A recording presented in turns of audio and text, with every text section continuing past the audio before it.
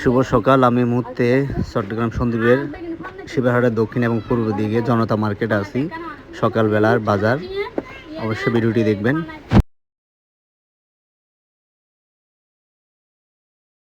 শিবাহাটের পূর্ব দিকে দক্ষিণ সন্দ্বীপ সকালবেলার বাজার।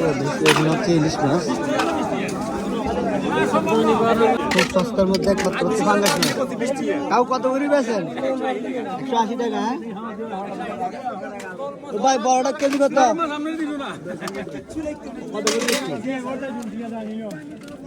ভাই কত? ভাই কত ধরবেন? 320 টিয়া মানা 320 আর আন্ন তেলে আসিল বেগুলাই কোনে কিনা দিদাই করে গুলো কত করে গো ভাই? 350 লন 350।